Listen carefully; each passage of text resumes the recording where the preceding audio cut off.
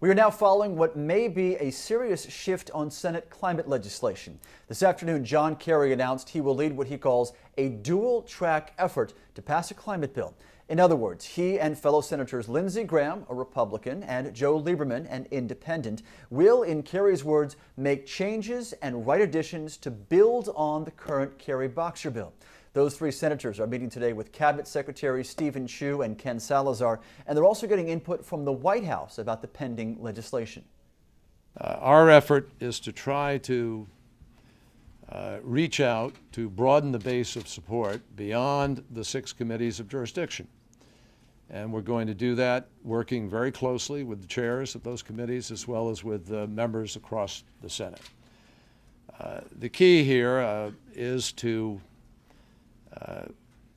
really negotiate once, in a sense, not negotiate with ourselves and not negotiate just in the Senate and then not have the White House also at the table. I would say that the op-ed piece that Senator Kerry and Senator Graham did was a real turning point in the long-term effort to get America to take a leadership role in stopping the advance of global warming and climate change. I think also that the letter that the Chamber of Commerce, Bruce Jostin, put out yesterday is another turning point, because here you've got a very large and influential business organization, probably the #1 business advocacy organization in Washington and the country, essentially saying we want to come to the table.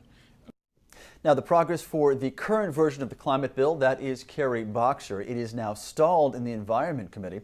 Chairman Barbara Boxer scheduled the markup this week, but as you know, Republicans are boycotting those sessions.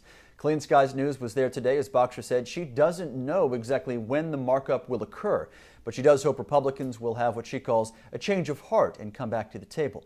Boxer did not mention the Kerry-Graham-Lieberman alliance today, but Senator Kerry said this move does come with the blessings of Barbara Boxer as well as those of the other committee chairmen who have jurisdiction over climate legislation.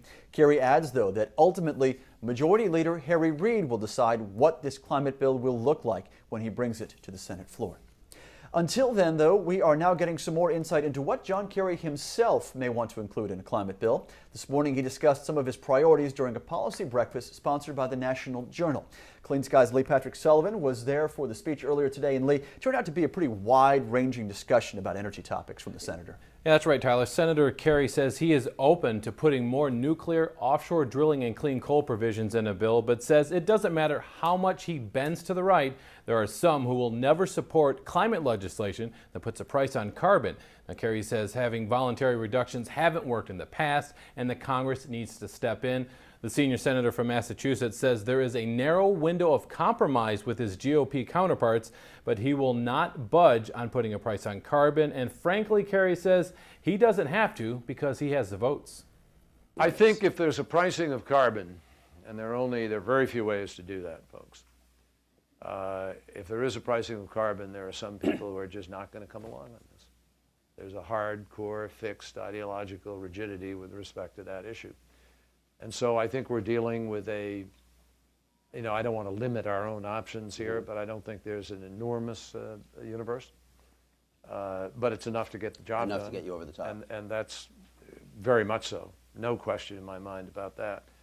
As for GOP plans to run out the clock and stop the bill from being voted on, Kerry says that would trigger the EPA to act, which would be devastating to businesses and the economy.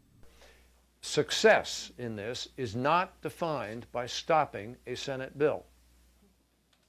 And the reason is the EPA will then regulate without assistance to coal, without working through the PUCs and who gets what, how, without a sensible allocation of allowances, which helps companies to make the transition. There won't be money because they do it, they just order it to be done. And any attempt to repeal the EPA ruling, Kerry says, won't even be brought up for a vote. Well, EPA is poised to move. Everybody needs to understand. I'm going to make this as clearly as I can. I don't think anybody's going to wind up repealing it because there's filibuster-proof capacity to prevent that from happening. So let's understand that. I mean, I'll personally stand on that floor day and night to prevent that from happening, and there are plenty of procedural ways in which to do that. Now, Tyler, Lisa Murkowski spoke right after Kerry, and she says the EPA won't have the opportunity to take action on carbon reductions. She says the agency will be flooded with lawsuits challenging its authority. Murkowski says that will bring about no carbon reductions, an outcome that neither side want. Tyler? And that's something Senator Kerry underscored today, Lee, was that race to 60 votes, what they think they can get with that new alliance. Good conversation today. Thanks. All right, thank you, Lee.